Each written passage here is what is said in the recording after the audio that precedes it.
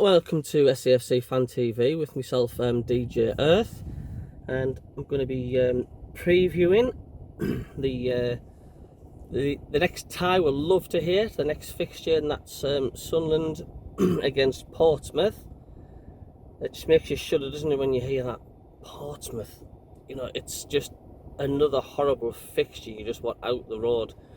And that's with a bit of luck, our new signing, is it Bath, whatever you call him, he'll be making his presence. He does seem a very, very physical figure, doesn't he? And that's what we just drastically need at the back, because let's face it, Flirty Flanny's just made far too many critical errors at the back. That's just costing us, you know, points at the business end of the season.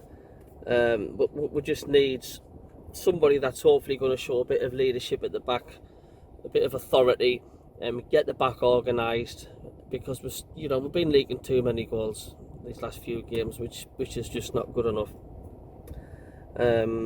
As we all know, the back end of a very, very frustrating match against Accrington Stanley. We all know we should have won that, and you know it's things like that. That's why we're not at the moment second off top.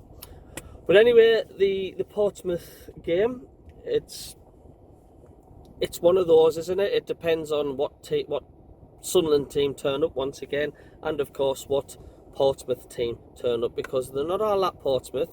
You know, they're not any high flyers this season, but they do seem, like every other team, they do seem to turn up the heat and perform like Barcelona in the olden days when they're playing Sunderland. So we do want revenge of the thrashing on that water polo match we had with them down at Fratton Park last year. There's been a lot of speculations, hasn't there, for more signings and stuff. You know, we're still waiting for, you know, Patrick Roberts to be announced, if he's going to be announced. Jermaine Defoe's an ongoing saga.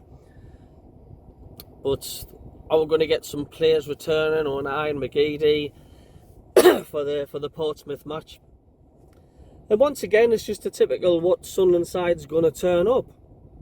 We all know how good Sunderland can play, but it seems to be the case of, like, we'll put two wins together, and then we'll just collapse. Something seems to happen. We'll go on an unbeaten run, but even the unbeaten run isn't good enough, because the unbeaten run is made up of too many draws and not enough wins. If you want in top two, let's say an unbeaten match, an unbeaten 10 game, it should be at least 8 wins, 7 wins or something, but it's not. Out of 10 games we're getting maybe about 4 wins and the rest draws, and that isn't good enough for automatics.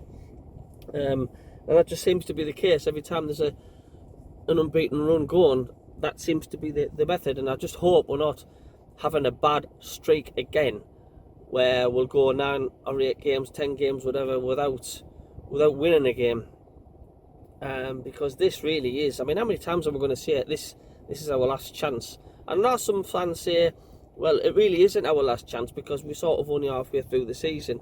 But the law of averages, how Wycombe's playing at the minute, and especially Wigan, it's like, you know, you've got to keep up with the pace. You've got to keep up with the tempo. Let's not forget Wigan won their first game in hand. And they could be way into the distance if they win all their games in hand, which they could do, because I think they're one of the best sides, if not the best side, in this division. And that's why we must now, till the end of the season, we've got 20 games left or so, we must, at a bare minimum, win at least 15 or 16 of those. We've just got to, because, I mean, Wycombe, you know, they're up there, but I don't think they're a Wigan Athletic or world beaters.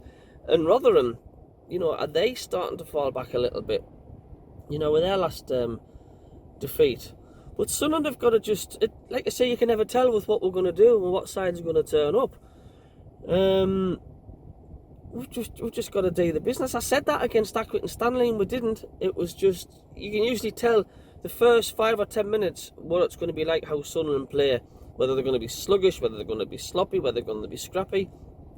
We need to get out the blocks like we did like against Doncaster, like we did against Sheffield Wednesday. We need to get out the blocks, go for the jugular, and kill them off earlier on, and show an authority, and that we're going to keep doing that, and that's what Sunderland need to do.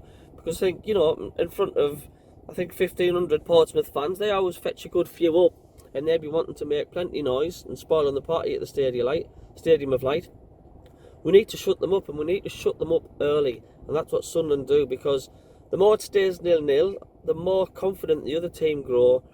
And there's always something that happens, like something controversial, like a player of ours will get sent off or gets dirty. You know, we just do the business early on. My prediction, well, I really just didn't know, to be honest with you. I mean, my heart says Sunderland 2, Portsmouth 0. And my head says Sunderland 2, Portsmouth 0. I think if we've got that new lad at the back, the big bulky fella, hopefully that could make a difference. If we can be solid at the back, because we have got decent going forward. We are decent going forward. So I think we'll go for a 2-0 win. I'd like to see Stuart bag 1. And I fancy... No, I'll tell you what. Let's go for Stuart to bag a couple. Let's be greedy. So, if you're going to the Stadium of Light, like I say, the weather's going to be on the chilly side, but not too bad. It's going to be about 6 degrees. It's going to be overcast. Let's just make the roof come off, give it a cracking atmosphere, and let's hope you can come back with 3 points and stay safe and enjoy the game.